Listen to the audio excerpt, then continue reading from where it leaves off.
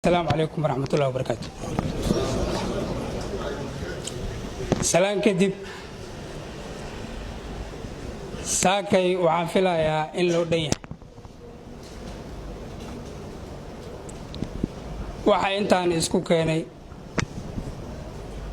ay ka hadlayaan ay tahay wax xaqoodii ah ee dulmi lagu la kacay. waxaan rabaa marka inaan ka soo bilaabo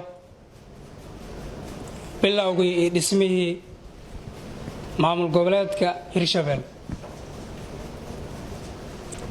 Hirshabelle bilowgiisii ayadoo lagu kala qaybsan yahay dadkii u dhabar adeegay ee laf dhabartu u ahaa waa annaga sidii ay ku dhismi lahayd.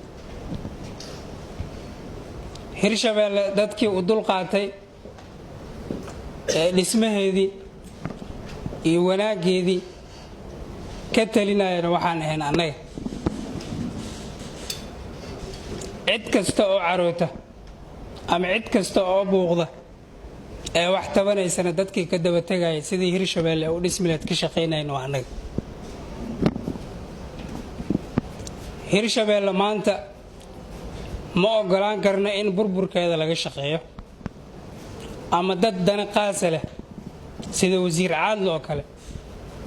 inay maanta burburka Hirshabelle ay ka shaqeeyaan annagana aan ugu dul qaadano wax suurtagalaya ma aha. Hirshabelle ma ahan wax inta hool la isugu yimid oo la iska aasaasi ma ahan wax inta laba qofood oo kaliya ka tashatay ee la dhisay ma ahan waa wax ay ka wada tashteen dadka degan Hiiraan iyo Shabeellada Dhexe. ogolaanshiyo ay isla ogol yihiin lagu dhisay waaye Hirshabelle. waxaan ognahay maalinkii Hirshabelle la dhisay ee caasimadiisa laga dhigay Buulburti wasiir caadle iyo madaxweyne waare iyo Cali Cabdullaahi Cusable iyo Cali Guudlaawe inay ahaayeen dadkii soo wareejiyay magaalo madaxda oo ahayd Buulburti ee u soo wareejiyay Jowhar. si kasta ay ku dhacdaba haddana waxaan door bidnay inaysan Hirshabelle naga burburin aan ku qaadana sidaas laftirkeeda inay magaalo madaxda noqoto caasimadii ay noqoto Hirshabelle Jowhar. doodii hadalkii meeshaasi ka dhashay in ma nagala siiyay 6 xildhibaan waxay ahayd wax cadaalad darro ah oo annaga nagula sameeyay. labadii xildhibaan oo Xasan Sheekh Maxamuud oo ku daray oo maslaxadii ahaydna markii aan geysanay in la yiraahdo jooga ilaa waqtiga xaadirkan ay labadii xildhibaan banaanka ay ka taagan yihiin. waxa hor taagan oo ka mid yahay gudoomiyaha baarlamaanka Sheekh Cusmaan Barre. dadka hor taagan waxa ka mid ah Sheekh Cusmaan Barre. maanta Hirshabelle waxa hogaamina dad ka shaqeynaya Hirshabelle sidii ay ku kala tagi lahayd, Hirshabelle sidii ay u kala burburi lahayd, Hirshabelle sidii maamul cusub iyo nidaam cusub oo kale hor leh ay dadka deegaanka ay u kala yeelan lahaayeen. waxaa imaatay in la is aamini waayo, waxaa timaaday in la is ixtiraami waayo, waxaa timid in la wada tashan waayo. waxa xildhibaano loo sameeyay, wasiirro loo dhisay, madaxweyne iyo madaxweyne ku-xigeen iyo gudoomiye baarlamaan iyo ku-xigeenadiisa intaasba loo marayay waxay ahayd in dadka wada tashi uu ka dhaxeeyo wax aan laga tashanina inaan ma aragtay lagu dhaqaaqin. tii ayada ahaydoo taagan yaa waxaa timid waxaad ka warqabtiin magaaladaas Jowhar iyo Xamar inta u dhaxayso si nabada in lagu maray. saaki la taagan yahay lama mari karo. shacabkii dhib ku qaba iska daa dad kale oo mas'uuliyiin. taasna waxaa sabab u ah maamul xumada ay meesha ku hayaan madaxda ugu sarreeyay Hirshabelle. Allah u naxariisto wiilashii ciidanka ahaa ee ku geeriyooday isbuucii hadda la soo dhaafay iyo wasiiradii iyo xildhibaanadii wadooyinkaasi intay marayeen ku dhintay Allah u naxariisto sidoo kale magaalada Jalalaqsi waxa ka dhacday shaqaaqadaasi oo amisom iyo dad ka mid ah dadka deegaanka ayagana waxaan leeyahay walaalayaalow ha la isku dulqaato hana la isku dhimriyo wanaaga iyo walaalnimadana ha laga shaqeeyo ayagana inta dhimatay Allah u naxariisto inta dhaawacana Allah caafiyo waxaan rabaa inaan u soo daadego cadaalad darro baran anagoo tabanayno in maanta la yiraahdo haddana waxaa la dhisaa golo deegaan absolutely wax suurtagal ah ma aha in maanta la yiraahdo golo deegaana la dhisaa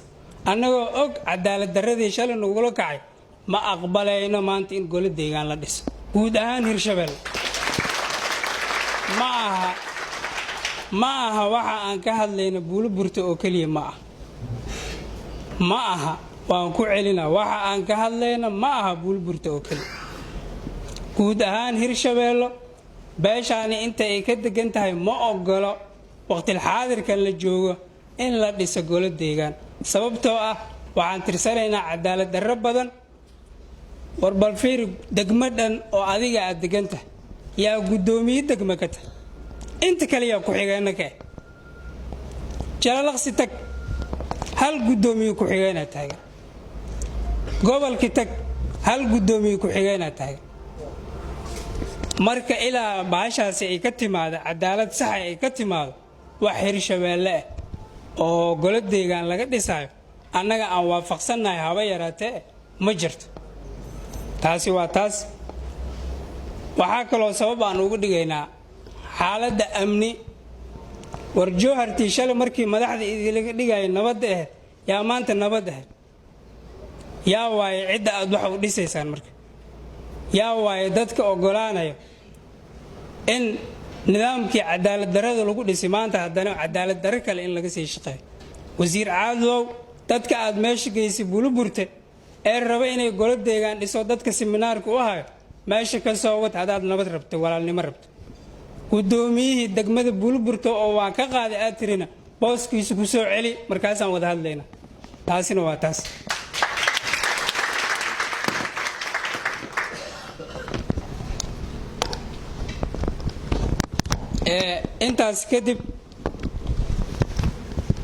intaas kadib waxaan rabaa dadka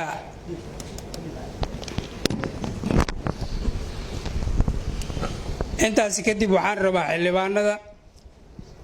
safarkii ay galeen iyo wasiiradii oo balad weyn ahaa oo guul badan ay ka soo hooyeen aad iyo aad ay ugu mahadsan yihiin shaqadoodii guteen haddana waxaan ka rabnaa